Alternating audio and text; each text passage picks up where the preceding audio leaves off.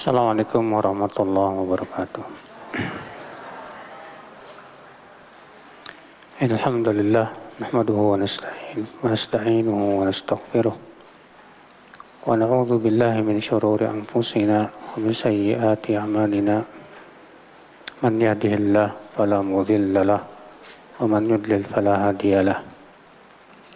Asyhadu an la ilaha illallah wahdahu la syarika lahu wa asyhadu anna Muhammadan abduhu wa rasuluh. Qala Allah Ta'ala fi kitabihil karim, ya ayyuhalladzina amanu taqullaha haqqa tuqatih wa la tamutunna illa wa antum muslimun. Amma ba'd, saudaraku seiman, rahmani wa rahimakumullah jami'an. Kita melanjutkan kajian kita, itu hadis sekarang 144 ya. Betul. Hadis 144 ya. Betul enggak, Zil?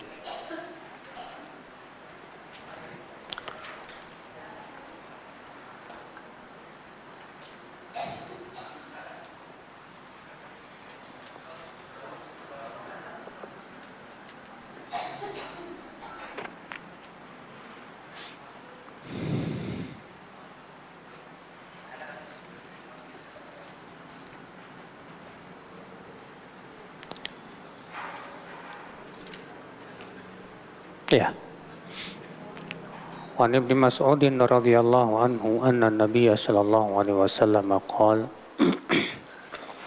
halakal mutanatti'un halakal mutanatti'un halakal mutanatti'un.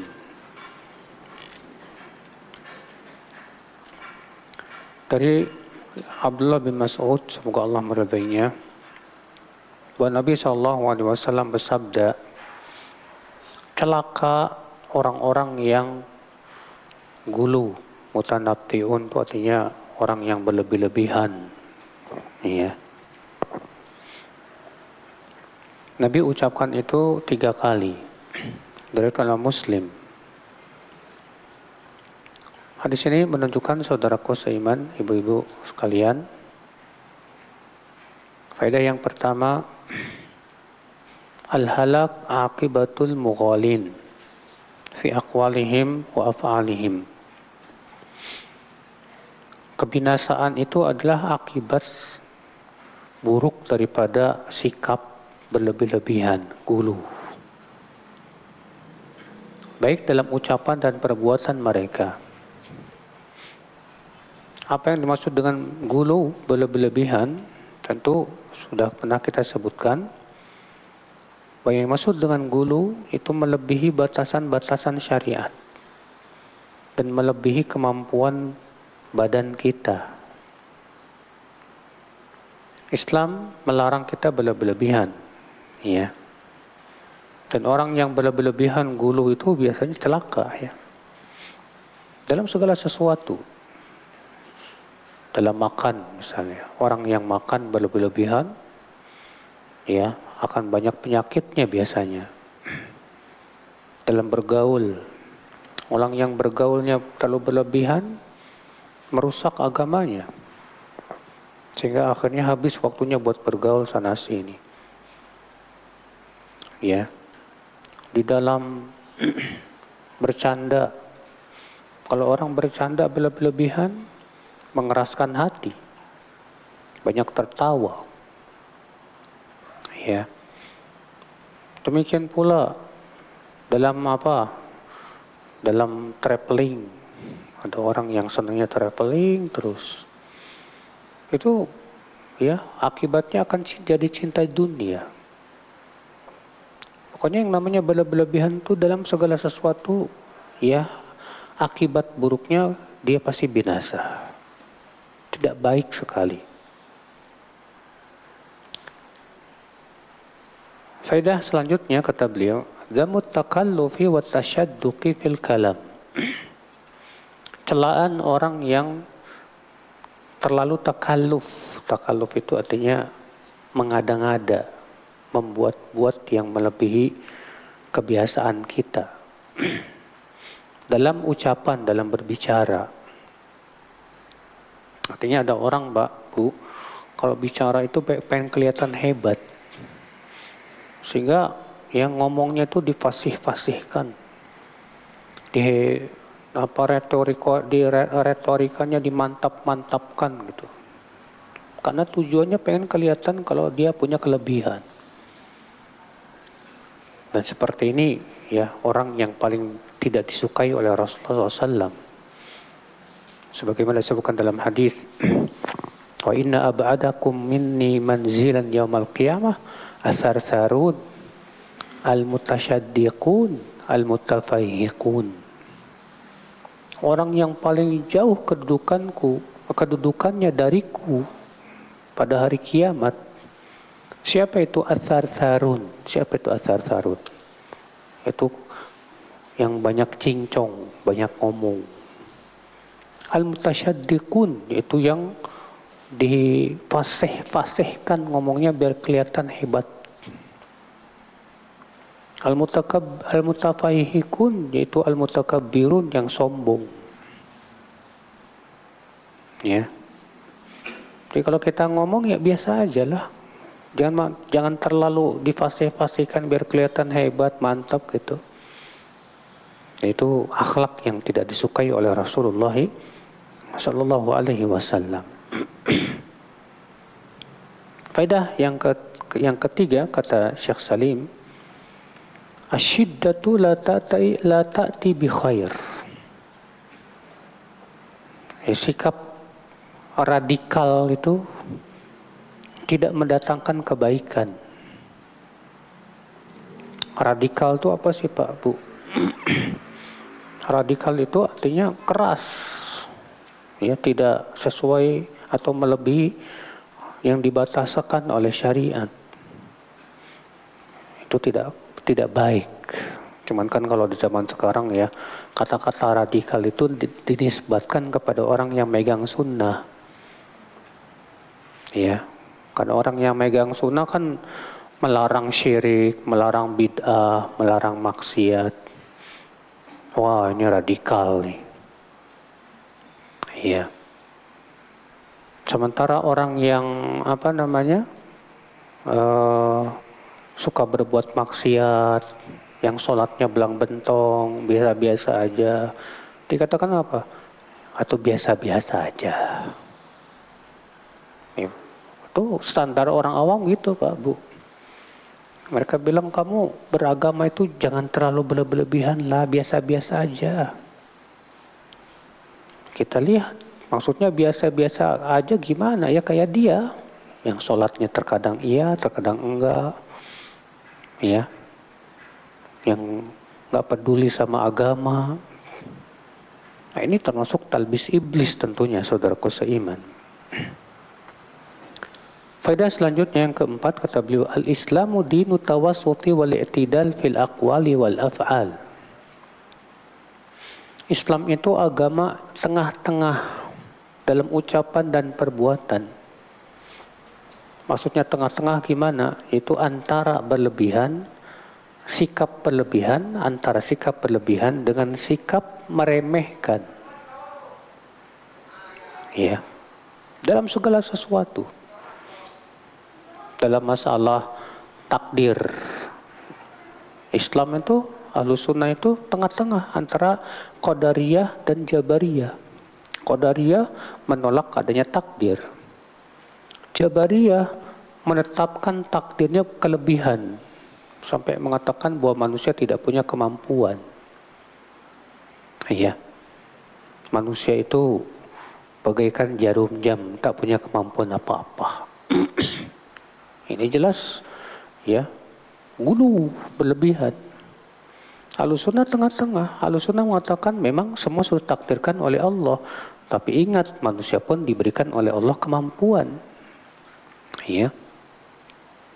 Dalam masalah terhadap siapa? Ali bin Abi Thalib, Ahlussunnah ya tengah-tengah antara Syiah dengan Khawarij. Syiah meyakini Ali bin Abi Thalib itu Tuhan. Ya. dan disifati dengan sifat-sifat ketuhanan. Khawarij mengkafirkan Ali bin Abi Thalib. Ahlussunnah tengah-tengah. Beliau adalah seorang sahabat yang mulia. Iya. Akan tetapi beliau bukan seperti yang dikatakan orang Syiah. Tuhan. Tidak pula beliau orang kafir, tapi beliau seorang sahabat yang mulia yang dicintai oleh Allah dan Rasulnya. Iya. Demikian pula ibu-ibu dan bapak sekalian, dalam masalah amal, Ahlussunnah tengah-tengah antara Murji'ah dengan Khawarij. Murji'ah mengatakan amal tidak termasuk apa? Iman. Khawarij mengatakan bahwa amal seluruhnya adalah syarat sah iman. Ahlussunnah tengah-tengah, bahwa amal itu ada yang termasuk syarat sah iman, ada yang termasuk syarat termasuk kesempurnaan iman. Ya. Dan kesempurnaan iman itu ada kesempurnaan iman yang wajib, ada kesempurnaan iman yang mustahab, yang sunnah. Bertingkat-tingkat amal soleh itu. Nah, ibu-ibu sekalian. Jadi itulah Islam. Tengah-tengah. Islam tengah-tengah antara Yahudi dan Nasrani. Yahudi mengatakan Nabi Isa itu anak zina. Orang Nasrani mengatakan Nabi Isa itu anak Allah. Islam mengatakan Nabi Isa itu hamba Allah dan Rasulnya. Tengah-tengah. Ya. Makanya kata para ulama, khairul umur awsatuha. Sebaik-baik urusan itu yang tengah-tengah. Tidak berlebihan dan tidak meremehkan. Hadis 145. An Abi Hurairah radhiyallahu anhu anin Nabi sallallahu alaihi wasallam qala: Inna ad-dina yusrun wa lan yushadda ad-dinu illa ghalabah. Fasaddidu wa qaribu wa abshiru wasta'inu bil ghadwati wa rawhati wa syai'in min ad-duljati. Rawahul Bukhari. Dari Abu Hurairah, semoga Allah meridhoinya, dari Nabi sallallahu alaihi wasallam bersabda, sesungguhnya agama ini mudah dan tidak ada yang memberatkan agama kecuali akan kalah. Maka bersikap tepatlah, mendekatlah, bergembiralah, dan mintalah bantuan dengan waktu pagi dan waktu petang, dan sedikit dari waktu malam. Dari Al-Bukhari dalam sahihnya. Iya. Maksudnya apa? Minta bantuan dengan waktu pagi dan waktu petang dan sedikit waktu malam. Jadi kebiasaan orang Arab tuh Pak Bu, kalau safar mereka biasanya berangkat pagi itu, karena kan ya belum panas. Ketika sudah mulai panas terik, mereka berteduh. Ditunggu sampai matahari agak apa? Tidak terlalu panas terik. Sudah mulai petang, jalan lagi. Terus sampai ya waktu sebelum pertengahan malam mereka berhenti. Istirahat tidur. Sampai pagi demikian. Itu biasanya waktu-waktu untuk semangat ya dalam perjalanan. Maksud daripada hadis ini artinya ya kita gunakan waktu-waktu semangat kita. Adapun ketika kita sedang lelah, capek, ya sedang ngantuk banget, ya udahlah istirahat aja. Ya. Baik, dari hadis ini kita ambil faedah ibu-ibu dan bapak sekalian. Faedah yang pertama, al-Islamu dinul yusri wa raf'ul haraj. Agama Islam itu agama mudah. Tidak menyusahkan. Maksudnya mudah ini gimana nih? Ingat ibu-ibu, mudah itu jangan jadikan standar mudah itu pengikut hawa nafsu. Ya. Tapi mudah itu adalah mudah yang pertama dilihat dari syariatnya mudah. Salat misalnya. Salat mudah.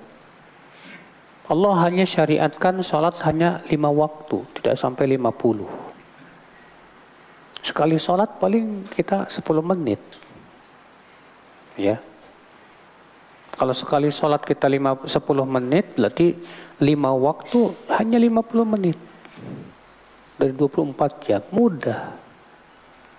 Puasa Ramadan mudah? Tidak mudah. Puasanya hanya dimulai dari terbit fajar sampai terbenam matahari. Dibandingkan dengan ahli kitab 24 jam. Iya. Zakat mudah? Tidak mudah. Emas dan perak wajib zakat. Itu pun juga kalau sudah sampai nisab. Itu pun juga ditunggu 1 tahun. Ya. Kalau 1 tahun masih ada nisabnya, dimintanya 2,5%, nggak sampai 25%. Bandingkan dengan pajak yang memberatkan itu. Ya, nggak ada apa-apanya. Zakat mudah sekali. Ya. Jadi Islam itu mudah. Agama mudah. Yang membuat Islam berat itu apa, Pak? Hawa nafsu. Kalau kita ngikutin hawa nafsu, ya susah. Ya. Makanya banyak orang yang menganggap sholat 5 waktu itu berat, Pak. Kenapa? Ya tadi. Hatinya dipenuhi hawa nafsu. Kalaulah hatinya tidak ngikutin hawa nafsu, ya, hatinya dipenuhi dengan keimanan, mudah. Ya. Faedah yang kedua kata beliau, kullu mutanatti'in fid din yanqati'u li'anna al-ifrat yuaddi ilal malal. Setiap orang yang berlebihan dalam melaksanakan agama, dalam beramal soleh, biasanya mudah futurnya. Karena sikap berlebihan itu menyebabkan orang cepat bosan, Pak. Ya, ada orang di awal-awal hijrah, semangatnya luar biasa. Saking ketika sedang semangat, ya, ternyata apa yang terjadi? Ya, full dikeluarkan seluruh tenaganya. Lagi baru hijrah, malumlah lagi anget-angetnya lah, Pak. Ya, lagi anget-angetnya, wah, baca Quran, Masya Allah. Lagi semangat baca Quran, langsung baca 1 harinya 10 juz. Oh. Ya. Atau lagi semangat tahajud, lagi semangat banget ini. Sampai sholatnya dari jam 10 malam sampai jam 4. Ya. Lagi semangat itu, Pak. Kayak ginian biasanya, Pak, cepat futurnya. Cepat bosannya.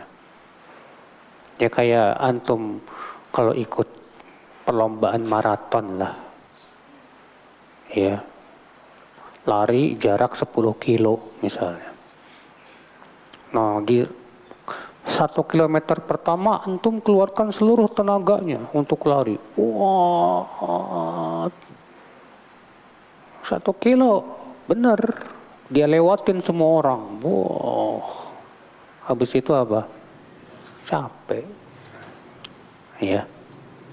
Belum 5 kilo udah nyerah. Kenapa? Salah dia. Kenapa di awal-awal dia keluarkan seluruh tenaganya? Demikian pula kita dalam ibadah itu nggak boleh gitu. Bolehlah kita lagi semangat, lagi ini, tetap disesuaikan kemampuan kita. Ya, supaya kita tidak cepat futur. Ya. Faedah yang ketiga kata Syekh Salim, wal haditsu yushiru ila istihbabil akhdhi bir rukhsah asy-syar'iyyah fi waqtiha.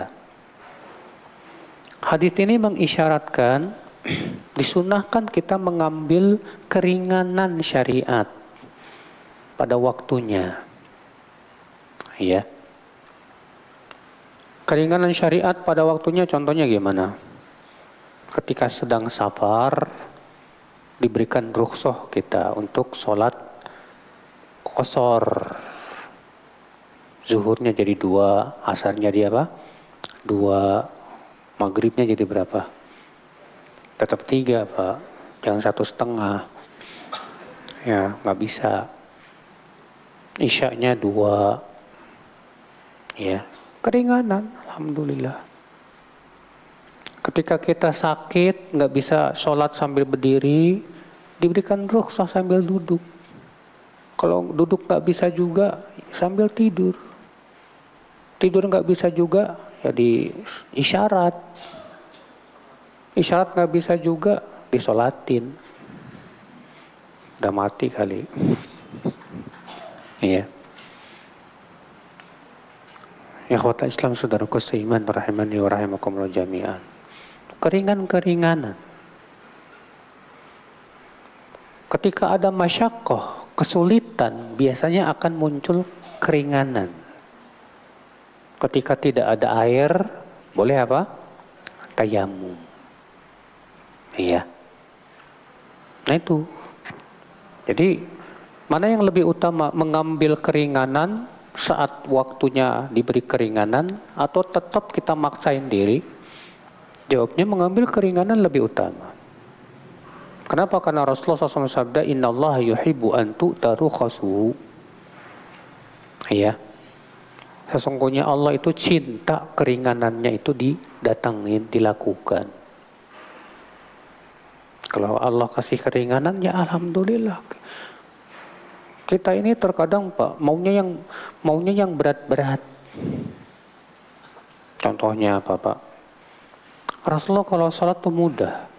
Takbir enak aja. Allahu Akbar. Ada orang pengennya yang susah. Lafadzkan dulu niat. Usolli fardu zuhri. Ya. Lalu pas takbir, Allah, hatinya niat lagi. Usolli. Tapi dalam hati. Gak jadi lagi. Takbir lagi, Allah, gak jadi lagi. Kita katakan, Rasulullah nggak begitu kok. Siapa yang ngajarin kamu begitu? Ya, Kiai Fulan. Akhi, agama ini berdasarkan sunnah Rasul, bukan menurut pendapat kiai ataupun ulama. Rasulullah nggak pernah mengajarkan begitu.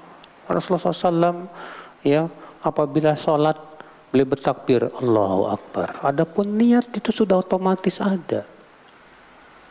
Ya. Nyusah-nyusahin, Pak. Ketika kematian, Rasulullah tidak pernah mengajarkan umatnya bahwa orang yang ditinggal kematian disuruh bikin makanan, dibagikan ke orang-orang. Kan nyusahin. Rasulullah hanya bersabda, Isna'u li'ali Ja'far tu'aman. Buatkan untuk keluarga Ja'far makanan. Disuruh oleh Rasulullah tetangga-tetangganya yang masak buat keluarga siapa? Ja'far yang sedang kesedihan. Ya. Ini udah kesedihan. Disuruh lagi dibebani. Memberat-beratkan saudaraku seiman. Ya. Islam hanya mensyariatkan hari raya cuman 2 atau 3. Idul Fitri, Idul Adha, sama hari Jumat. Udah. Ditambah lagi perayaan Maulid Nabi, Isra Mi'raj, apalagi awal tahun, apalagi. Wah, menyusahkan saudaraku seiman. Gak usah kita menyusah-nyusahin lah. Agama kita ini mudah. Mudah agama kita ini. Nah ini saudaraku seiman. Sampai ada orang yang bikin stiker. Ya, selama masih ada yang berat, ngapain yang mudah katanya. Lah, kok gitu? Kita katakan salah. Kita katakan selama masih ada yang mudah, kenapa harus memberat-beratkan? Kan agama kita kan mudah. Faedah selanjutnya, tanbihun lil musafir ala tahari awqatin nasyat. Seorang musafir ya hendaknya mencari waktu-waktu yang semangat. Demikian pula orang yang melakukan ketaatan.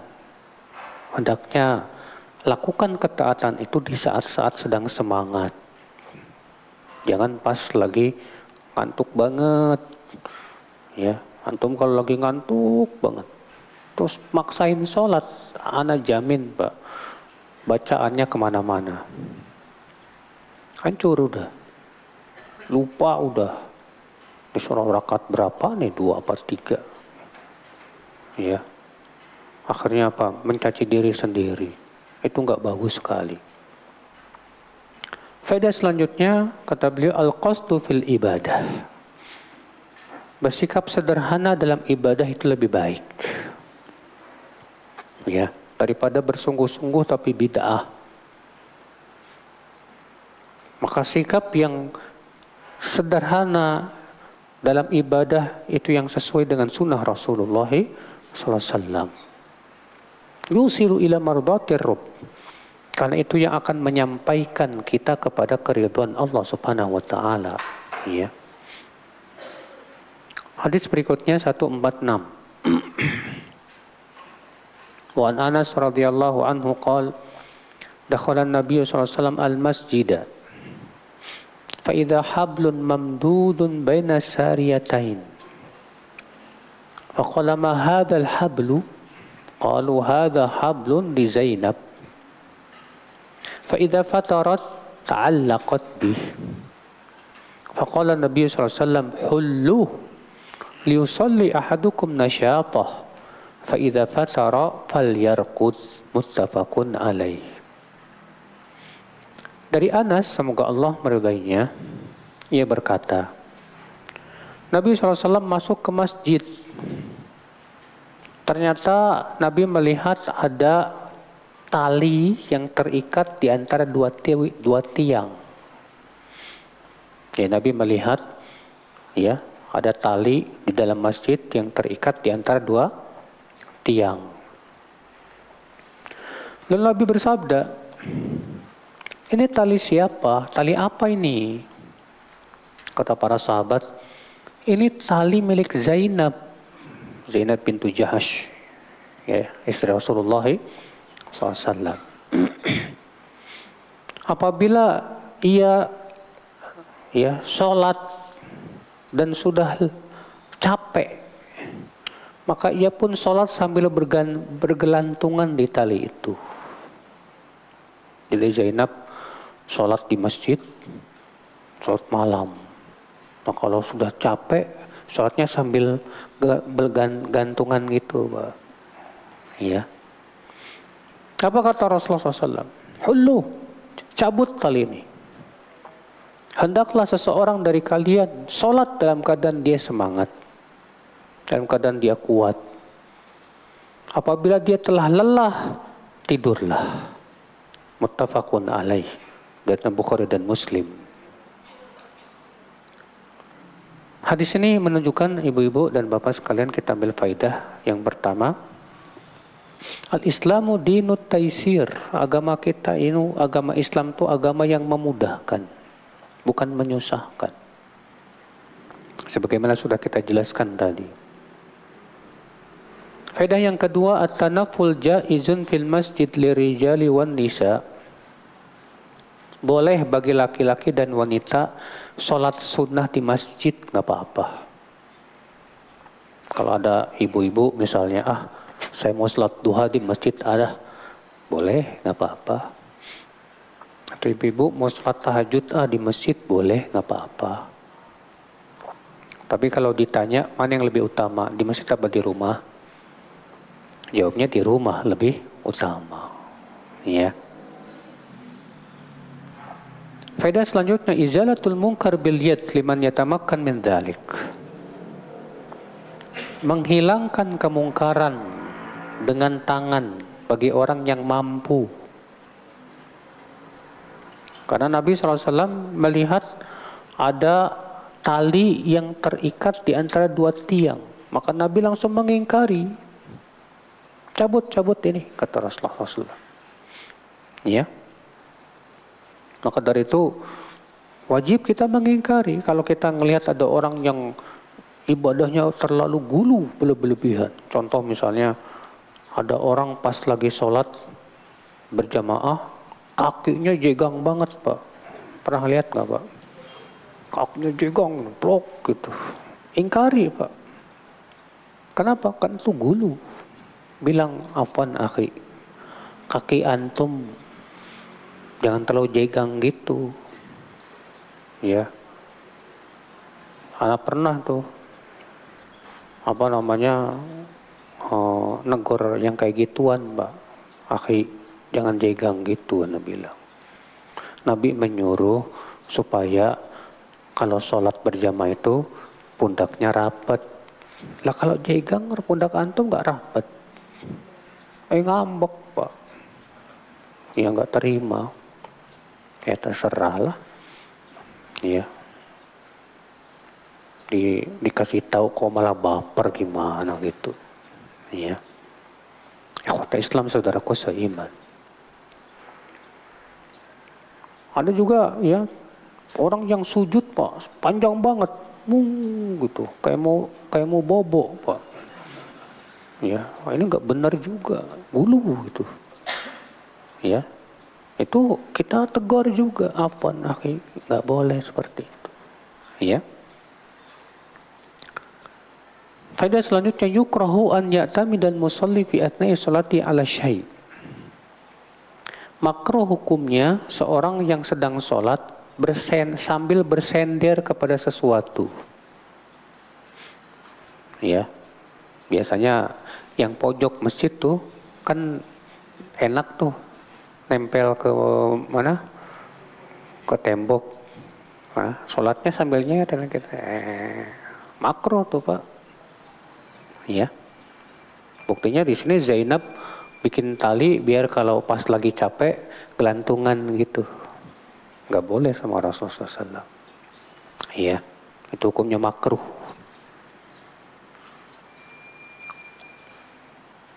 Faedah selanjutnya, al-hathu ala al-iqtisad fil ibadah. Anjuran untuk bersikap sederhana dalam ibadah. Wal iqbal alaiha bin nasyat, dan agar semangat ya dalam melakukan ibadah. Jadi kalau kita lelah, capek, istirahat aja.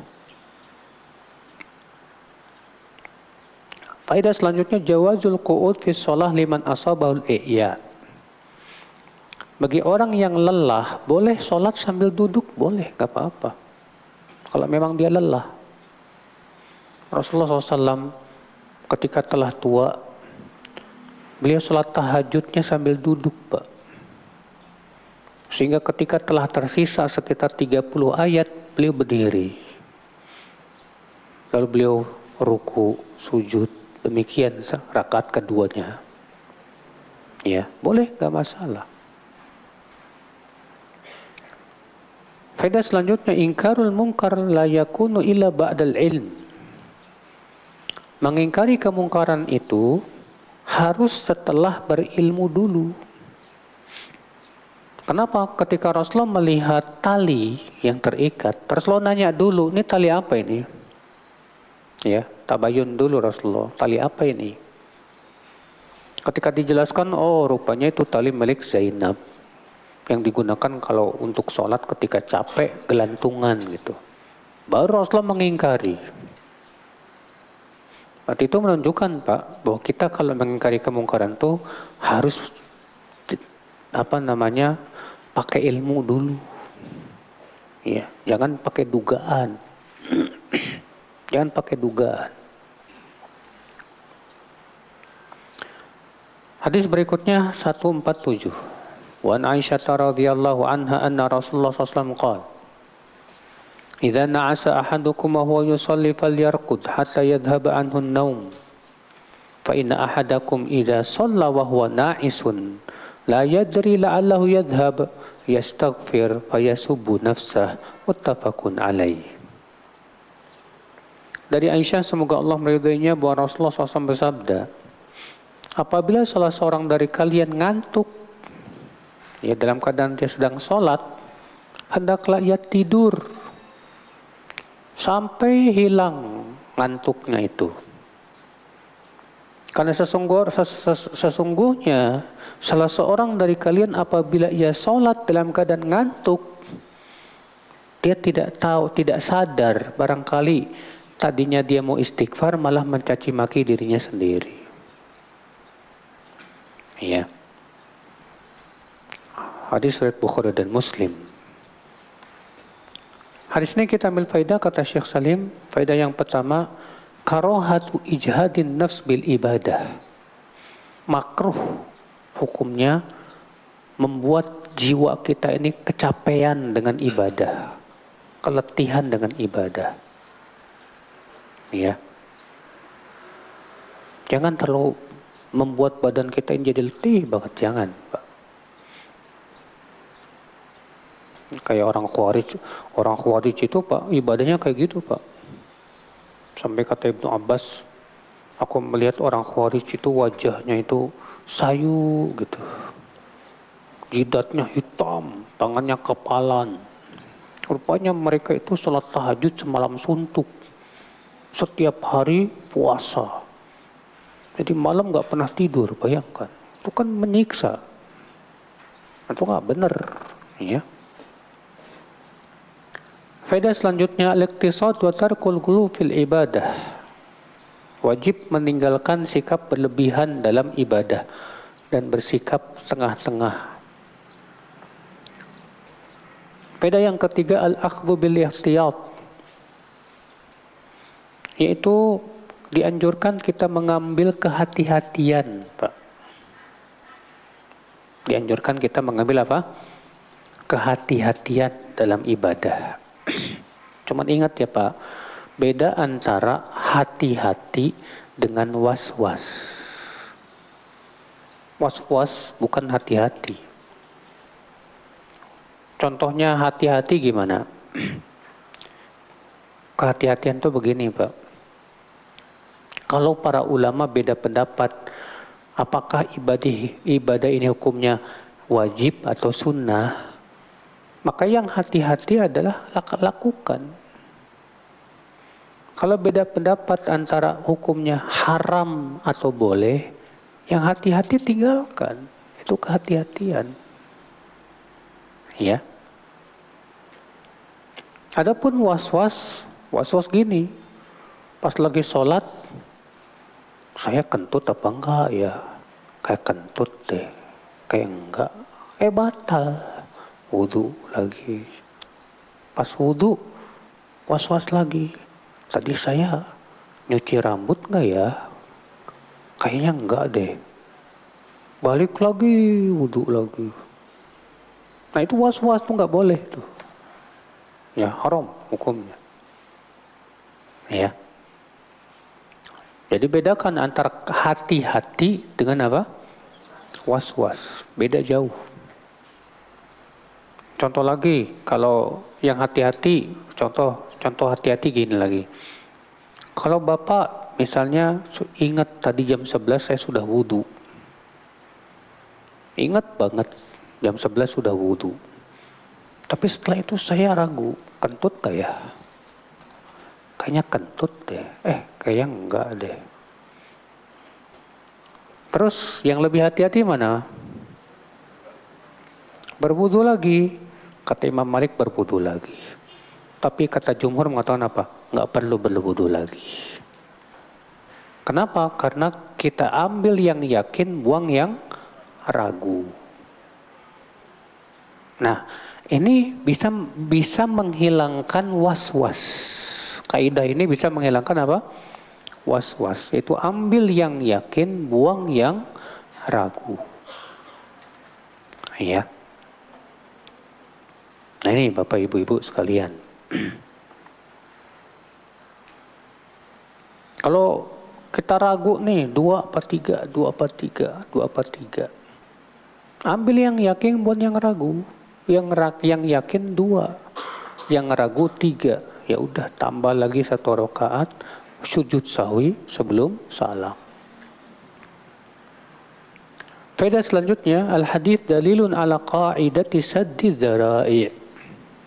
Fa inna dar'al mafasid aula min jalbil masalih. Hadis ini merupakan dalil sebuah kaidah. Apa itu? Saddu dzara'i. Apa itu saddu dzara'i? Menutup pintu yang bisa menjerumuskan kita kepada yang haram. Ya, menutup pintu agar orang tidak jatuh kepada yang haram. Jadi semua pintu yang bisa menjerumuskan tutup. Kenapa? Karena Nabi SAW menyuruh kalau kita lagi ngantuk, tidur aja. Sebab kalau kita paksakan ngantuk sholat juga, kita akan jatuh kepada perkara yang haram jadinya. Maka supaya kita tidak jatuh kepada perkara yang haram, Nabi tutup pintunya. Udah, tidur aja. Nah, ini penting Pak, menutup segala macam pintu yang bisa menjerumuskan kepada yang haram itu penting banget. Makanya lihat perbuatan Nabi SAW dalam hal menutup segala macam pintu ini Pak. Ya. Nabi bersabda, la tuturuni kama atratin nasara Isa bin Maryam. Jangan kalian berlebih-lebihan dalam memujiku. Berlebih-lebihan memuji Rasulullah dilarang sama Rasulullah karena itu akan bisa menjerumuskan kepada syirik. Ya. Rasulullah SAW pernah ditanya, ya, bolehkah membeli kurma kering yang dibayar dengan bolehkah membeli kurma basah yang dibayar dengan kurma kering, barter? Kata Rasulullah, kurma basah kalau kering berkurang enggak? Berkurang, enggak boleh. Kenapa Rasulullah melarang? Karena ini dzari'ah ila riba, pintu menuju riba.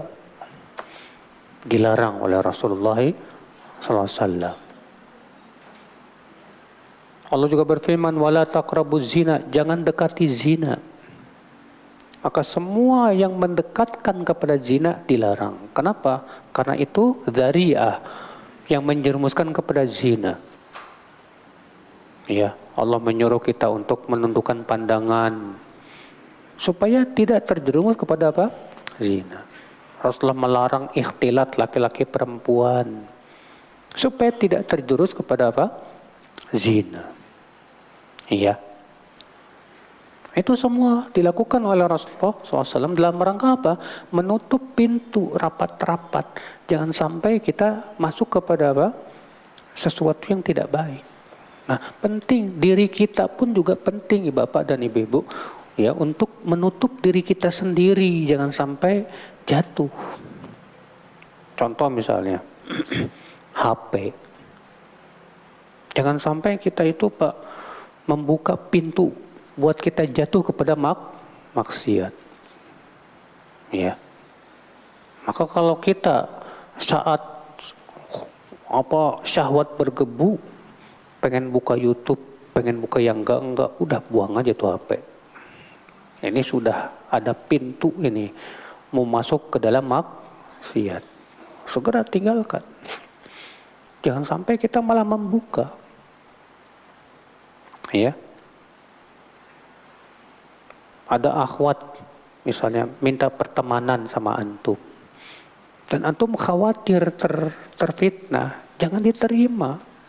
Kalau antum terima khawatir itu jadi pintu. Pintu yang bisa menjerumuskan kepada maksiat.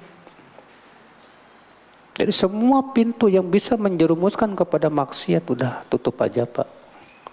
Ya. Jangan dibuka, jangan. Ya, makanya Rasulullah SAW mengumpamakan jalan yang lurus itu, kata Rasulullah SAW apa? Dharaballahu siratan mustaqiman.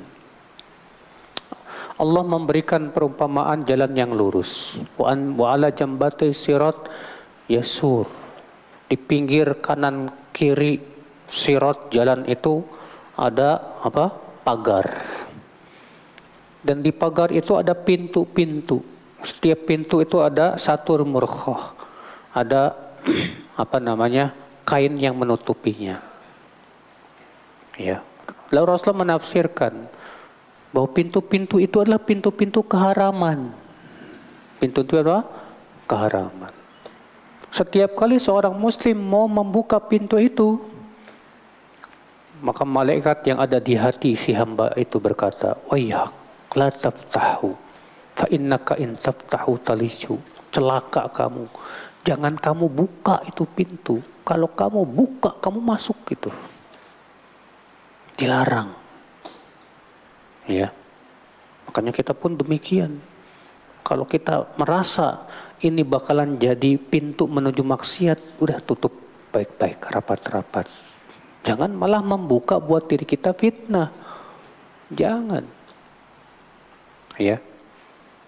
Oleh karena itulah Ibnu Katsir ketika menafsirkan ya surat Al-Hadid, Allah mengatakan, "Bala walakinnakum fatantum anfusakum wa tarabbastum ya wa gharratkumul amani." Berkata orang-orang munafik itu pada hari kiamat, "Alam nakum ma'akum, bukankah kami bersama kalian?" Kata kaum mukminin, "Bala walakinnakum fatantum anfusakum." Iya, tapi kalian memfitnah diri kalian sendiri. Kata Ibnu Katsir, ya, di antara makna memfitnah diri kita sendiri dengan cara apa, Pak? Membuka untuk diri kita pintu fitnah. Sehingga kita masuk ke dalam fitnah tersebut. Nah ini Bapak dan Ibu-ibu sekalian, jangan sekali-kali kita membuka pintu fitnah, jangan. Buat diri kita sendiri, jangan. Ya. Nah ini. Faedah selanjutnya, wujubul khusyuk fi shalah wa hudurul qalbi fil ibadah wal ibtiad kama yadhhabu dzalik. Wajibnya khusyuk dalam sholat. Tapi Pak, khusyuk itu ada dua macam. Ada khusyuk hati dan khusyuk badan. Khusyuk hati itu hukumnya tidak wajib. Karena berat sekali kalau khusyuk hati itu wajib, berat Pak. Siapa di antara kita ketika sedang sholat dari awal takbiratul ihram sampai salam khusyuk terus? Nggak ada yang bisa.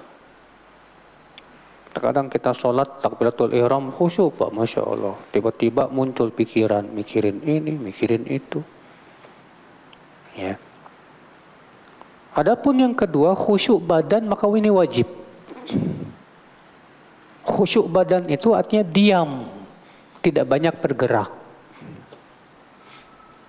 Kalau banyak bergerak, para ulama mengatakan batal sholatnya. Iya. Jadi ini khusyuk yang wajib itu adalah khusyuknya badan. Itu diamnya badan, tidak banyak bergerak. Itu wajib hukumnya. Ya. Maka dari itu kita wajib khusyuk dalam sholat, itu wajib khusyuk badan. Hati juga berusaha untuk khusyuk.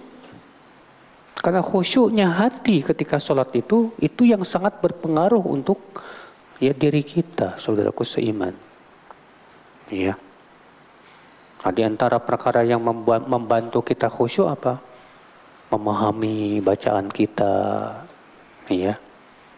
Di antara perkara yang membantu kita khusyuk apalagi Pak? Menjauhi hal-hal yang membuat kita tidak bisa khusyuk Pak.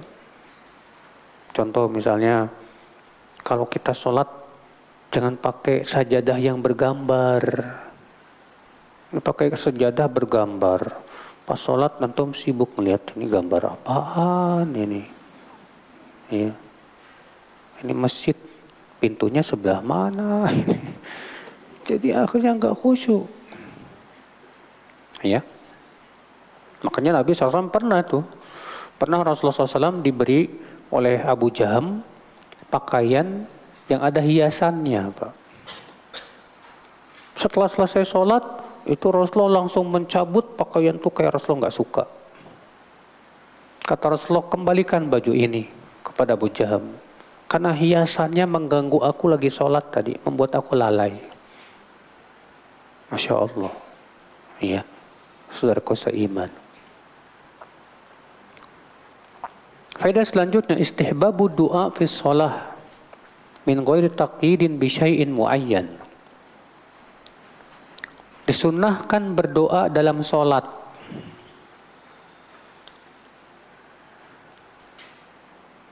Karena Rasulullah mengatakan dalam hadis itu, karena salah seorang dari kalian apabila sedang ngantuk, lalu ia sholat, barangkali ia tadinya mau istighfar, malah mencaci maki dirinya sendiri.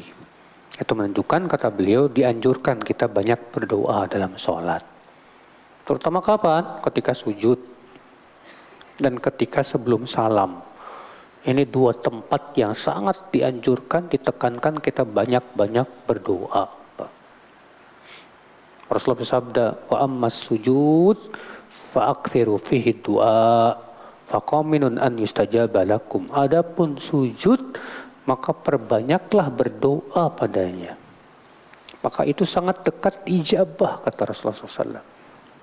Ya. Dan jumhur ulama berpendapat, bagi orang yang tidak bisa bahasa Arab, boleh berdoa pakai bahasa Indonesia dalam sujud. Gak masalah. Ya. Nah ini Bapak dan Ibu sekalian. Dan doa itu Pak, ibadah yang agung di sisi Allah. Rasulullah SAW bersabda, laisa syai'un akram 'ala Allah minad du'a. Tidak ada amalan yang paling mulia di sisi Allah dari doa. Kenapa doa itu amalan yang sangat mulia di sisi Allah, Pak? Kata Syekh Abdul Razak, karena doa itu menunjukkan kepada pertama apa? Pengakuan seorang hamba bahwa dirinya lemah, dirinya fakir kepada Allah. Dan pengakuan bahwa Rabb-nya maha kaya, maha kuasa atas segala sesuatu. Makanya orang semakin banyak berdoa kepada Allah, semakin Allah cinta kepada dia. Iya. Jangan bosan, terus minta berdoa. Tapi ingat ya, jangan sampai tujuan terbesar kita dalam berdoa segera diijabah, salah. Kalau kita berdoa, tujuannya segera diijabah, seringkali gagal kita dalam berdoa, Pak. Ya. Akhirnya apa? Cepat bosan berdoanya. Saya udah lama doa nggak dikabulin. Akhirnya nggak minta lagi, nggak doa lagi. Ya. Jadi apa dong tujuan kita berdoa? Tujuan terbesar kita berdoa itu adalah beribadah kepada Allah Subhanahu wa Ta'ala. Kita berdoa aja udah dapat pahala, Pak. Udah dapat pahala. Adapun ijabah serahkan kepada Allah. Yakin setiap doa itu pasti dijabah oleh Allah Subhanahu wa Ta'ala. Faedah selanjutnya, raf'ul itsm amman qala amran la yaqsiduhu walam yaqid alaihi qalbuhu kahadan na'is. Tidak berdosa orang yang mengucapkan sesuatu di luar niat. Ya. Artinya ada orang yang mengucapkan sesuatu, Pak, tapi ternyata hatinya nggak ada niat untuk mengucapkan itu. Contoh dalam hadis ini, apabila salah seorang dari kalian lagi ngantuk tetap sholat, barangkali yang tadinya mau istighfar malah mencaci maki dirinya. Berarti kan kalau lagi ngantuk mencaci maki diri sendiri, padahal tidak ada niatnya pengen istighfar. Maka yang sepertinya dimaafkan tidak, Pak? Dimaafkan. Walaupun itu kata-kata kufur sekalipun. Kalau itu kita mengucapkannya dalam keadaan kita tidak sadar, dimaafkan. Contoh misalnya hadis yang pernah lewat. Allah sangat gembira melihat hambanya yang bertaubat. melebihi seseorang yang bersamanya unta yang penuh makanan dan minuman. Hilang untanya. Dia cari kemana-mana, nggak dapat. Akhirnya dia pun berbaringlah di bawah pohon, udah putus asa udah. Dia pun tidur, pas bangun untanya udah di samping. Akhirnya saking gembiranya dia berkata apa? Ya Allah, Engkau hambaku, aku Tuhanmu. Saking gembiranya dia salah ngomong. Tapi apakah orang itu jadi kafir? Enggak. Ya kenapa? Karena dia tertutup pikirannya oleh kegembiraan. Sama halnya dengan orang yang sangat marah, saking marahnya dia mengucapkan ataupun melakukan perbuatan-perbuatan kufur. Seperti Nabi Musa, ya, falamma raja'a ila qaumihi ghadbana asifan. Allah mengatakan, ya,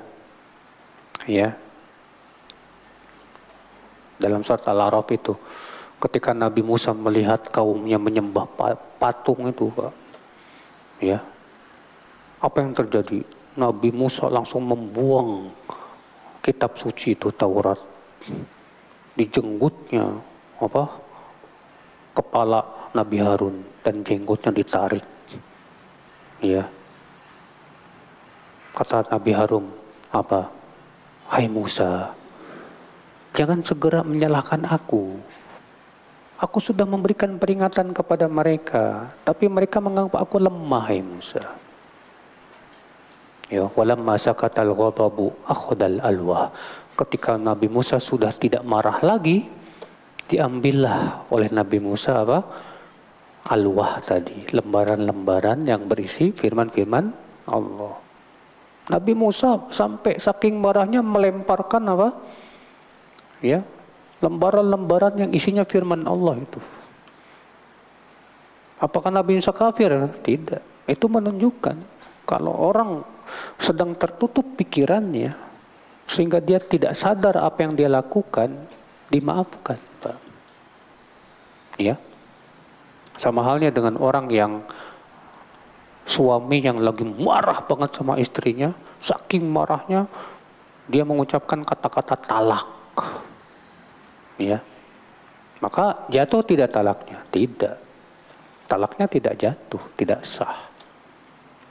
Nah ini, ya, saudaraku seiman. Hadis terakhir di pelajaran kita kali ini, 148. Wa an Abi Abdullah Jabir bin Samurah radhiyallahu anhu maqal. Kuntu usalli ma'an Nabi sallallahu alaihi wasallam as-salawat. Fakanat salatu qasdan wa khutbatuhu qasdan. Rawahu Muslim.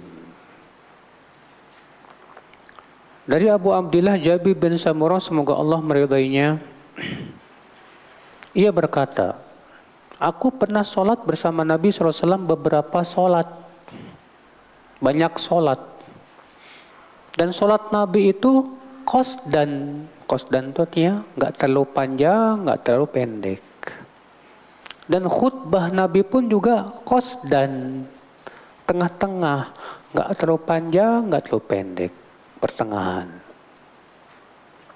Iya. Hadis ini kita ambil faedah, saudaraku seiman, takhfifun Nabi SAW as-sholah. Nabi SAW itu sholatnya tengah-tengah, nggak terlalu panjang, nggak terlalu apa? Pendek. Iya. Nabi meringankan.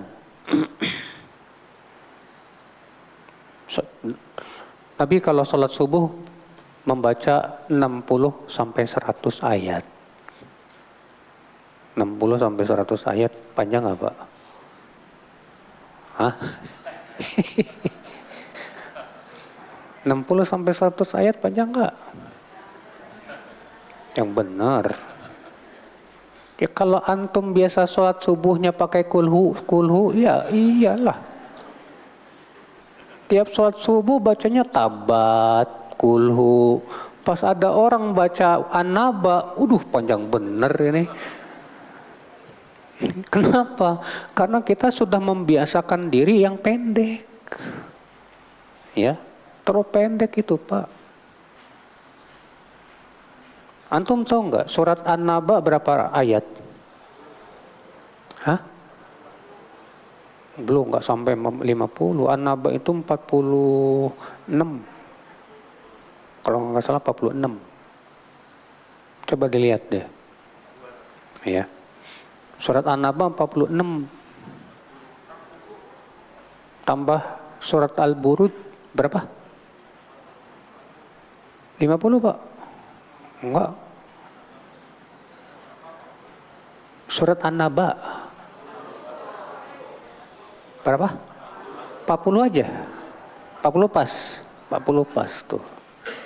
40. Rakaat pertama An-Naba, rakaat kedua Al-Buruj. Al-Buruj berapa? 29. Hah? 22 Al-Buruj. Berapa tuh? 62. Udah 62 tuh. Kata panjang tuh. Ya, gak panjang, Mas.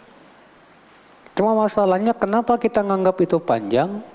Karena kita membiasakan diri dengan yang pendek. Iya enggak? Iya. Ya, Nabi enggak pernah, Pak, sholat subuh baca Al-Baqarah habis, enggak pernah. Panjang banget itu Al-Baqarah 2 juz setengah tuh, Pak. Ya. Sholat zuhur biasanya Nabi membaca berapa? 15 sampai 30 ayat. Sholat asar biasanya Nabi membaca 7 sampai 15 ayat. Sholat subuh maghrib seringnya Qisarul Mufassal. Ya, Qisarul Mufassal itu dari Ad-Duha sampai An-Nas. Tapi sekali-kali Nabi baca yang panjang. Nabi pernah sholat maghrib baca At-Tur, jadiin 2 rakaat. Nabi juga pernah baca sholat maghrib Al-Mursalat, jadiin 2 rakaat. Ya, mudah. Cuma masalahnya kenapa kita nganggap kok panjang? Itu permasalahannya kita membiasakan terlalu pendek. Jadi ketika orang ngikutin sunnah Nabi, panjang amat ini. Padahal nggak terlalu panjang, Mas. Ya. Sholat Isya Rasulullah SAW baca apa? Menganjurkan baca Ausatul Mufassal, pertengahan. Itu yang dari surat apa? An-Naba sampai Ad-Duha, antara itu. Ya. Itu Ausatul Mufassal. Itu Nabi sholatnya begitu, Pak. Ya, mudah sebetulnya, ringan. Alhamdulillah kita di Masjid Al-Barakah Cilengsi kita praktekkan itu. Subuhnya 60 sampai 100 ayat. Ya. Salat salat zuhurnya begitu. Ya. Ikhwat Islam saudaraku seiman. Demikian pula khutbah Jumatnya Nabi, gak panjang, Pak. Gak kayak khotib-khotib Jumat zaman sekarang. Ada orang khutbah Jumat sampai 1 jam, Mbak. Apaan? Itu nggak sesuai sunnah. Ya. Nabi SAW itu khutbahnya bahkan lebih pendek daripada sholatnya. Ya. Faedah yang kedua, Rasulullah SAW utiya jawami'ul kalim. Rasulullah SAW diberikan oleh Allah jawami'ul kalim. Apa jawami'ul kalim itu? Yaitu ucapan yang pendek tapi maknanya sangat dalam. Ucapannya pendek tapi maknanya sangat apa? Dalam sekali. Dan itu kebiasaan para salafus soleh begitu, Pak. Mereka itu rata-rata ucapannya pendek-pendek tapi maknanya luar biasa dalam. Gak kayak orang belakangan, panjang ngomongnya tapi gak bermakna. Ya, ngalor ngidur, faedahnya dikit. Ya. Faedah selanjutnya tawasut fil umur mid'atun lil istimrar fit ta'ah wa adamul inqita'. bersikap tengah-tengah, tidak berlebihan, itu sebab yang menyebabkan kita bisa istiqomah, terus bisa rutin. Ya. Sesuai dengan kemampuan. Antum mampunya sehari baca Quran cuma 2 lembar, gak apa-apa. Ya, sesuai kemampuan. Sebab kalau kita sesuaikan dengan kemampuan, untuk bisa istiqomah itu kuat, Pak. Dibandingkan ketika kita tadi, ya, di awal-awal langsung full. Itu biasanya cepat futurnya, ya. Demikian wallahu alam, kita buka tanya jawab. Tapi mohon maaf, mau ke toilet dulu.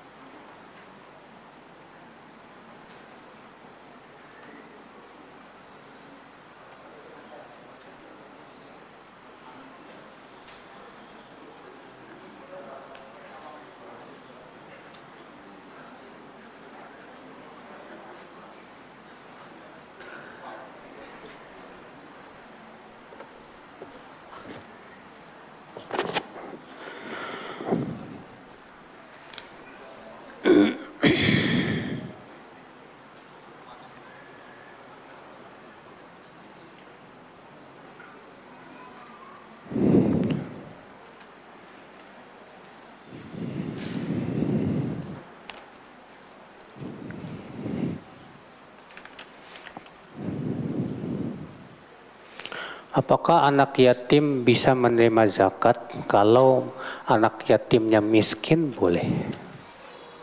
Tapi kalau anak yatimnya kaya, banyak warisannya, bapaknya kaya raya, meninggal bapaknya, akhirnya meninggalkan warisan yang banyak. Dapat warisan 1 miliar, yang ada, yaitu bukan orang miskin.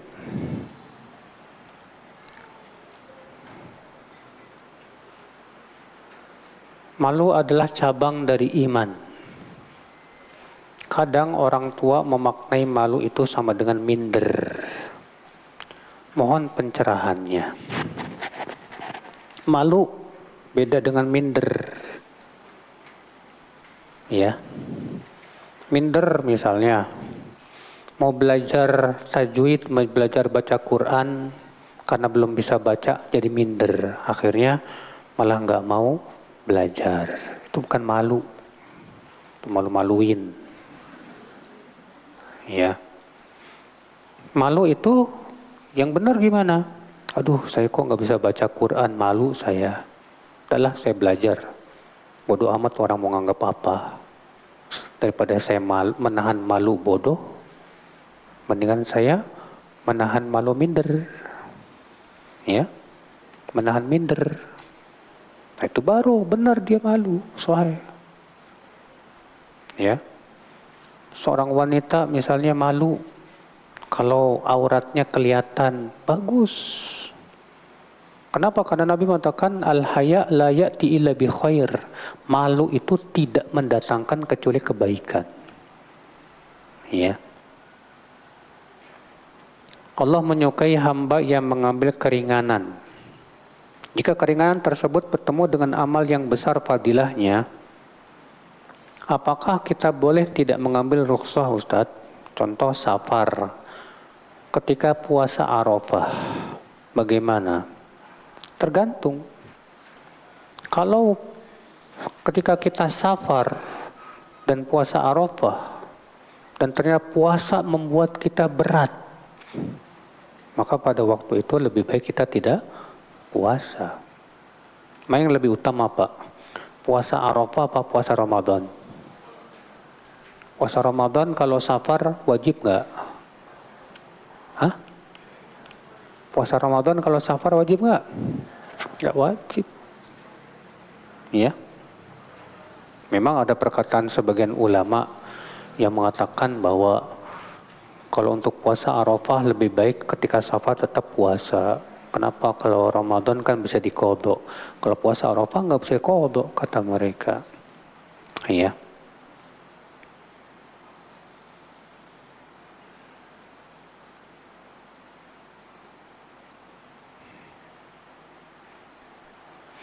Ada hadis yang mengatakan apabila kalian menjenguk orang sakit atau menghadiri jenazah, maka ucapkan kata-kata yang baik karena para malaikat mengaminkan. Jika ada orang yang tidak suka lalu ikut datang, lalu berdoa buruk diam-diam, apakah diaminkan? Gimana kita ngaminin orang dia diam-diam? Itu pertanyaannya bingung. Nah. Dia ikut datang, berdoa buruk diam-diam, boleh nggak diaminin?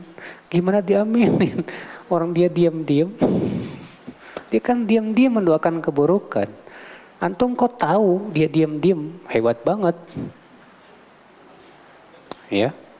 Atau mungkin dia ngomong dalam dirinya, antum dengar kali, ya? Antum doain yang buruk ya. Ya, kalau tahu dia mendoakan keburukan, tegur, jangan diaminin, Pak. Ah, kenapa kamu mendoakan keburukan sama dia? Soalnya saya nggak suka sama dia, nggak boleh gitu. Ya, dia masih Muslim. Ya, doakan kebaikan. Walaupun dia orang kafir, doakan supaya dapat hidayah. Mudah-mudahan dia dapat hidayah jadi kebaikan. Ya.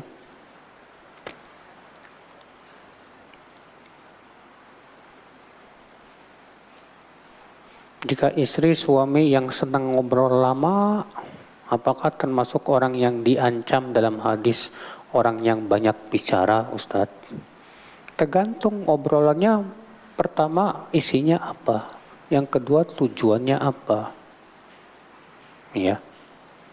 Suami istri senang ngobrol lama, ya. Ternyata ngobrolnya cuma masalah dunia, ngobrolin ya, kuliner, ngobrolin ini, itu, dan yang lainnya. Kita katakan udahlah, jangan terlalu berlebih-lebihan. Bagus memang suami istri memperbagus hubungan komunikasi, bagus. Tapi kalau terlalu gulu juga nggak bagus. Rasulullah SAW ngobrol sama Aisyah, betul. Tapi dalam perkara-perkara yang banyak bermanfaat. Ya, Rasulullah ngobrol dengan para istrinya, ya. Tapi juga jangan terlalu berlebihan, gulu. Ya.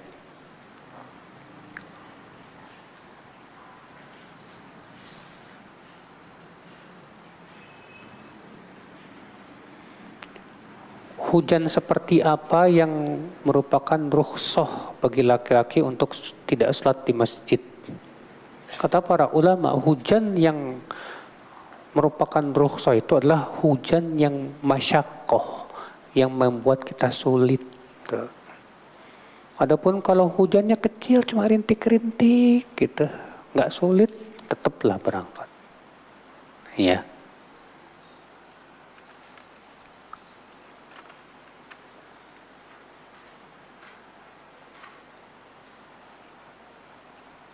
Jika kita berdoa memohon pertolongan Allah terus menerus karena dalam kondisi yang sangat genting dan berharap segera datang pertolongan Allah, apakah termasuk tergesa-gesa? Kalau memang kondisinya sangat genting, di mana berharap sekali segera datang pertolongan Allah, ya itu tidak termasuk tergesa-gesa. Ya. Kalau memang keadaannya sangat genting sekali, karena mengancam nyawa kita misalnya.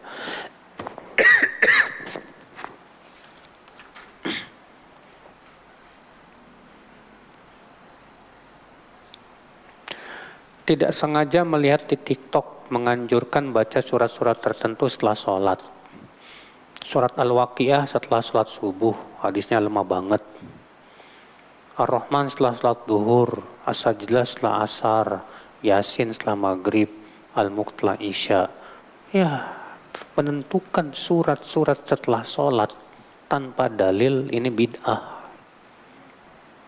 Ya. Gak boleh kita menentukan surat tertentu setelah sholat ini, setelah sholat ini, setelah sholat ini. Mana dalilnya? Itu kan ibadah. Ibadah itu kan hak Allah. Dan Allah ingin diibadahi sesuai dengan apa yang Allah cintai dan ridhai. Bukan sesuai dengan pendapat kita. Bukan sesuai dengan selera kita. Ya.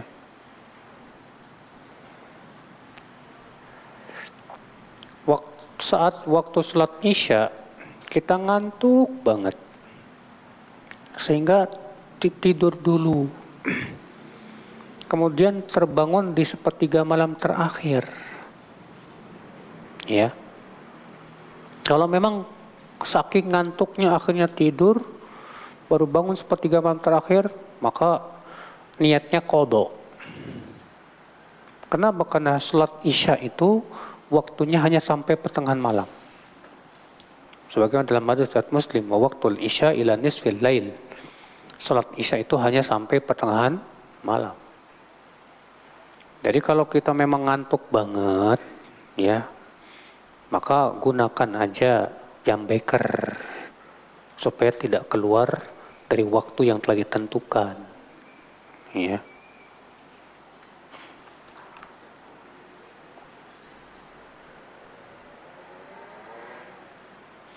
Bolehkah kita berkorban dan kita bilang sama panitia atas nama si fulan, tapi bukan nama asli Ustadz? Tuh. Ya. Kenapa bukan nama asli? Apa yang membuat dia tidak menyebut nama asli? Karena kan orang yang menyembelih pasti akan menyebutkan nama sesuai dengan yang tertera. Ya. Itu tentunya tidak baik, ya.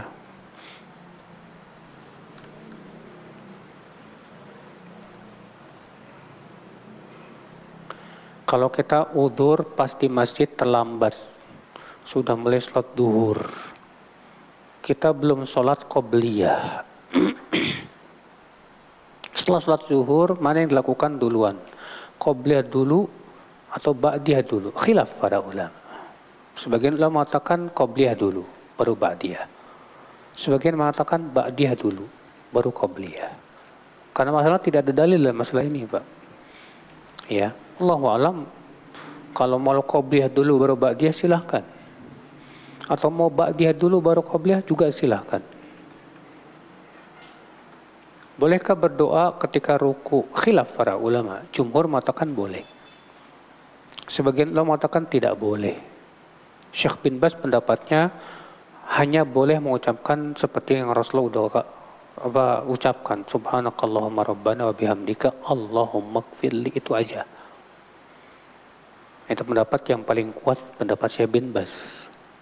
Ya, karena Nabi tidak pernah mengajarkan umatnya untuk banyak berdoa ketika apa? Ruku. Nabi hanya menganjurkan banyak berdoa ketika sujud.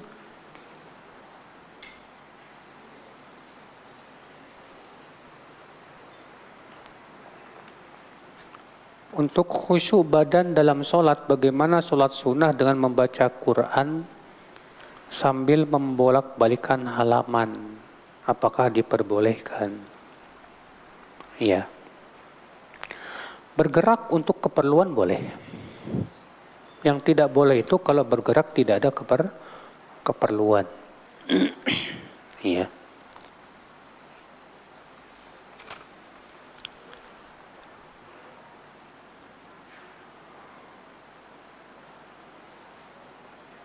Jika kita berniat untuk berkorban, padahal diniatkan untuk keluarga, tapi pas menyembelihnya disebut 10 orang kepala keluarganya saja, Ustadz. Yang nyebut siapa ini penyembelihnya?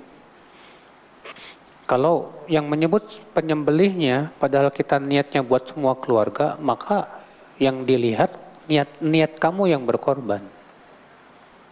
Iya.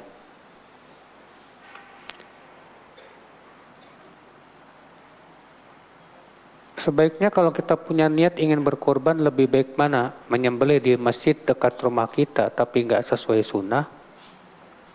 Ada lagi masjid jauh yang sesuai sunnah. Nyembelih aja sendiri di rumah. Ya, minta teman yang bisa nyembelih, ngurusin, bayar sama kamu. Nih, tolong dong urusin. Gak apa-apa.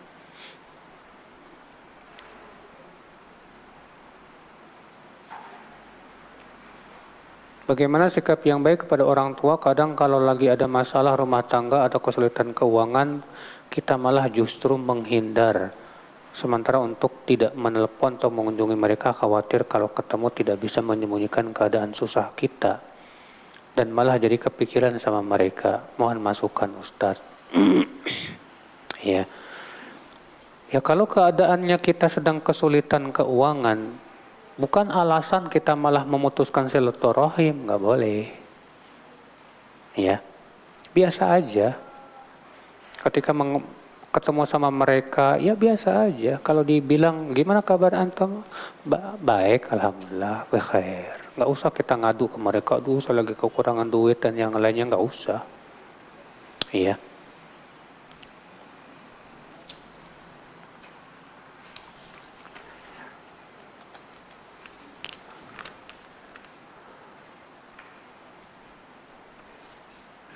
Bagaimana sikap yang harus dilakukan seorang istri yang kadang dianggap ucapannya memancing emosi suaminya?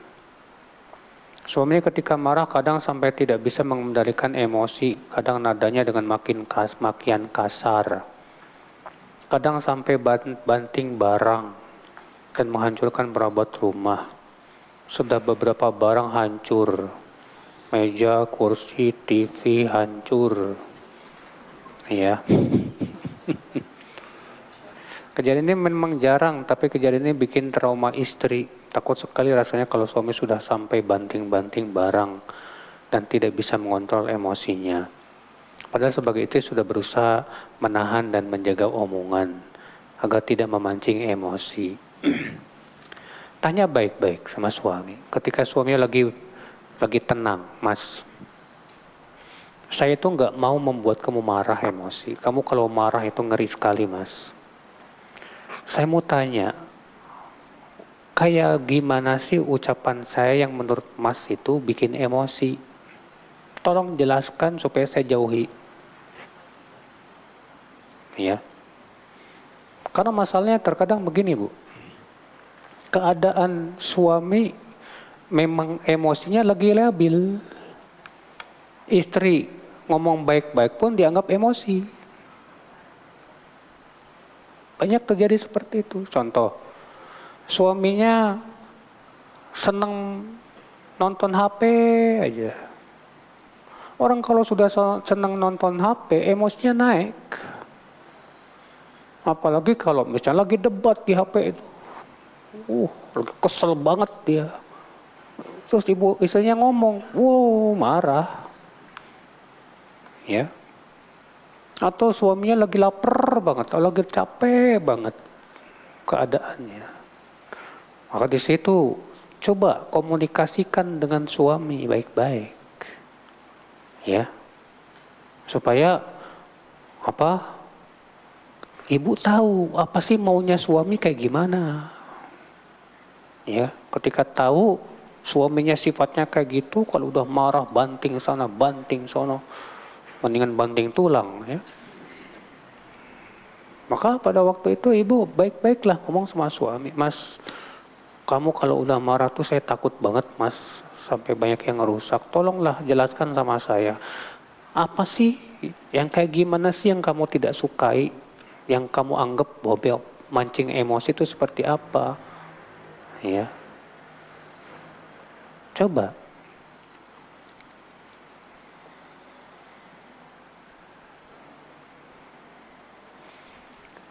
Makruh berlelah-lelah ibadah, namun ada hadis ketika Nabi sedang memakamkan sahabat, Nabi bersabda untuk saat ini ya kalian berlelah-lelah. Bagaimana ya Ustadz?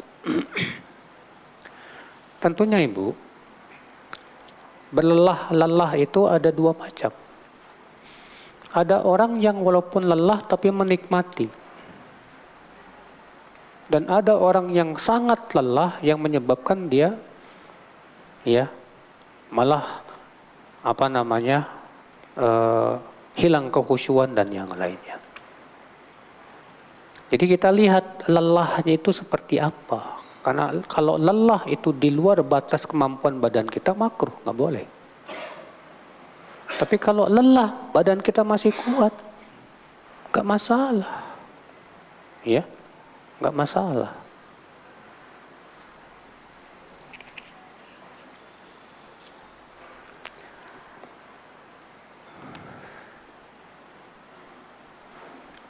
Ketika ujian datang rasanya kita makin melemah, malah futur, meninggalkan baca Quran, meninggalkan sholat berjamaah di masjid, dan lebih banyak waktu habis main HP. Dan rasa tidak dimudahkan atau tidak ditolong untuk lebih semangat beribadah. Ini bahaya kayak gini. Allah menyebut orang jenis ini dalam Al-Quran, orang yang beriman beribadah kepada Allah dalam satu keadaan doang. Allah berfirman, wa minan nasi may ya'budullaha ala harf. Fa in asabahu khairun itma'anna bih. Wa in asabatu fitnah inqalaba ala wajhihi khasira ad-dunya wal akhirah. Di antara manusia ada yang beribadah kepada Allah dalam satu keadaan saja, yaitu keadaan nikmat. Kalau ditimpa kenikmatan, tenang imannya. Ketika ditimpa ujian, kolab imannya. Apa kata Allah? Merugi dia di dunia dan akhirat. Gak boleh kayak gitu, Pak. Dalam keadaan apapun, kita harus tetap jangan kalah sama anjing. Anjing itu saking setia sama tuannya, sampai tuannya mukul dia, nyusahin dia, tetap aja setia. Jangan sampai kalah sama anjing, Mbak. Kita sama Allah, apapun yang Allah berikan kepada kita, kita tetap setia. Tetap kita ibadah. Baik susah maupun senang, tetap kita berusaha untuk ibadah. Jangan sampai kita kena tuh ayat itu ya. Beribadah kepada Allah hanya dalam keadaan satu keadaan saja, itu saat senang doang. Naudzubillah min dzalik ya. Mudah-mudahan kita tidak tertimpa seperti itu ya.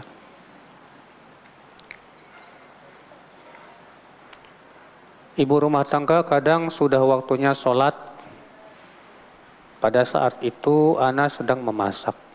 Dan biasanya habis memasak ana mandi baru sholat. Sehingga mengerjakan sholat agak mepet dengan waktunya. Apakah termasuk menunda-nunda sholat Ustadz? Ya. Emang masaknya jam berapa sampai begitu? Coba manage waktulah. Ya, jangan sampai memasaknya itu jadi mepetin waktu satu sholat ke sholat berikutnya. Sholat duhur masih masak aja. Gimana? Sampai akhirnya duhurnya mau dekat asar. Atau waktu asar masih masak sampai asarnya udah dekat apa? Maghrib. Gak bagus. Ya, coba manage lah waktunya. Paskan kira-kira masaknya selesai jam berapa. Jadi tidak melalaikan apa? Waktu sholat. Ya, insya Allah bisa. Usahakan.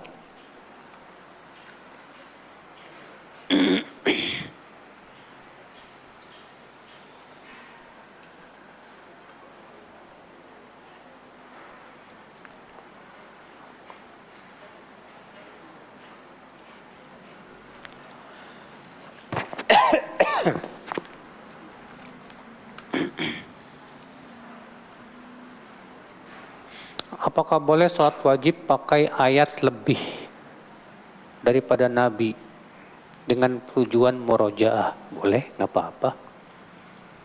Misalnya Nabi kan biasa sholat subuh 60 sampai 100 ayat.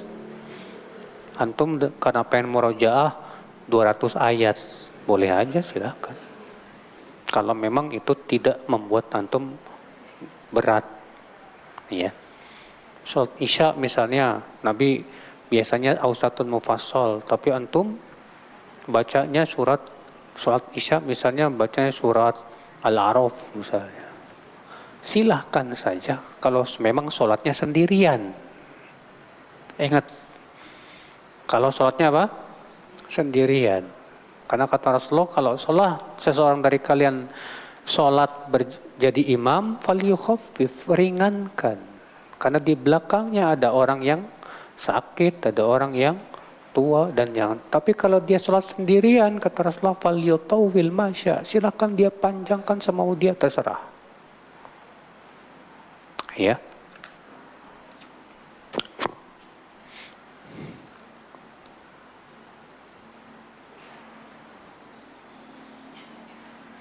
Beribadah itu jangan sampai menyusahkan. Jadi gimana Ustadz jika ada wanita yang berkata begini, saya nggak kuat kalau pakai hijab syar'i. Jadi dia pakai hijab yang sanggup aja, karena untuk tabaruj. Ya, kayak gini ya nggak kuat pakai hijab syar'i karena masih ngikutin hawa nafsu, itu bukan alasan. Ya. Bukan alasan. Karena menutup aurat itu wajib. Ya. Tapi juga Bu, kalau ada ibu-ibu yang duduk di pengajian ternyata jilbabnya seadanya, jangan juga langsung diingkari. Biarkan dia berproses. Namanya juga orang awam. Orang awam kan dia nggak mungkin langsung berubah. Kayak ibu-ibu langsung berubah gitu ya, nggak bisa. Biarkanlah sedikit demi sedikit. Yang penting dia sudah cinta kepada sunnah dulu, alhamdulillah. Kuatkan dulu keimanan dia, akidah dia. Nanti lama-lama kalau akidahnya udah kuat, mungkin pakaiannya lebih dari ibu. Ya. Sabar dalam berdakwah itu.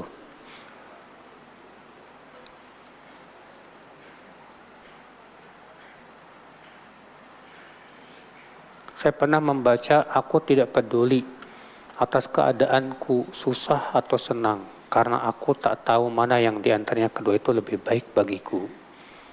Apakah ini perkataan sahabat? Sahabat Ibnu Mas'ud yang saya tahu. Umar bin Khattab juga, ya. Itu menunjukkan artinya Pak, kita itu menyerahkan diri kita kepada keputusan Allah. Terserah Allah aja. Kalau Allah kehendaki besok saya sakit, ya saya ridho. Kalau Allah kehendaki besok saya sehat, ya alhamdulillah. Ya.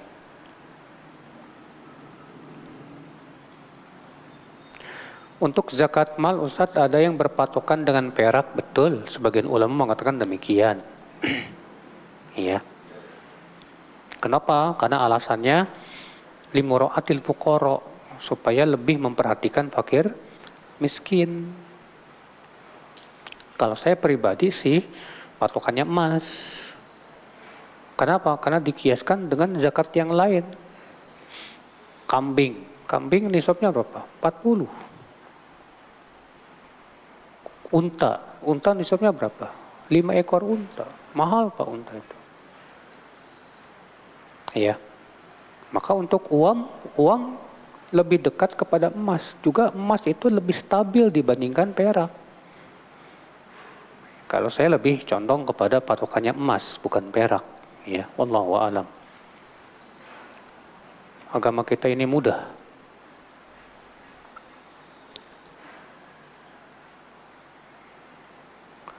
Bagaimana terhadap asuransi syariah? Asuransi, Pak, yang disebutkan oleh para ulama yang boleh itu adalah asuransi yang sifatnya tabarruk, sosial, saling bahu-membahu, saling membantu. Adapun asuransi yang sifatnya profit, ya, rata-rata mengandung goror ketidakjelasan. Ya.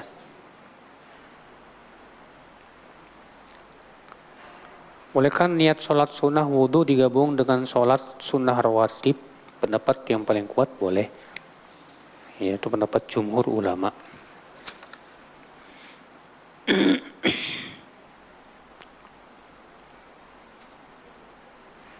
Kalau ngantuk sekali setelah sholat maghrib, tapi belum sholat isya, Ustadz. Sementara kan tidur sebelum isya itu makruh. Bagaimana? Bisa enggak menghilangkan ngantuk misalnya dengan olahraga? Bisa, Pak. Ya. Kalau lagi ngantuk banget ini, sementara ini belum sholat isya nih. Kalau saya tidur pasti bakalan bablas. Ya udah, gimana caranya supaya ngantuknya hilang? Ya. Gimana caranya supaya ngantuknya hilang? Jadi udah kayak lari kayak treadmill kayak, ya, angkat beban kayak, ya, atau apa yang bisa dilakukan supaya ngantuknya hilang, ya.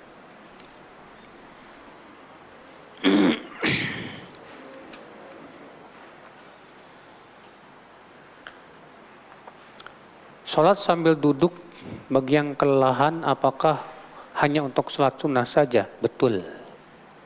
Kalau untuk sholat wajib, boleh duduk kalau tidak mampu untuk berdiri. Ya. Ketika adzan berkumandang, suami saya sedang tidur pulas dalam kondisi yang sedang kelelahan. Apakah saya wajib membangunkan untuk sholat ke masjid, Ustadz? Ya. Kalau tidurnya sudah cukup lama, ya udah bangunin aja. Insya Allah seger. Ya. Bilang aja, Mas, tidurnya lanjutin habis sholat. Ya.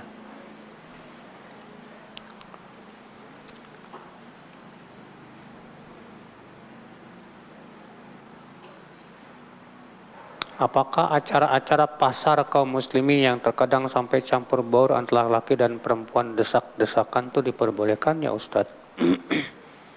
Bagaimana solusinya supaya wanita yang mau belanja tidak ikhtilat? Hatta pasar di zaman Rasulullah pun juga tidak lepas dari itu. Tapi masalahnya itu dibutuhkan. Ya. Maka dari itu, bagaimana supaya wanita tidak pengen belanja tapi nggak desak-desakan sama laki-laki? Ya. Caranya pertama, lihat keadaan. Kalau misalnya memang ramai banget, mendingan jangan. Ya. Yang kedua, nyuruh orang, laki-laki, kamu yang belanja, tolong beliin buat saya. Kamu di rumah aja. Ya. Suruh suaminya yang belanja. Mas, datang kamu belanja sini, nanti tolong liatin balangnya pakai HP, biar saya lihat.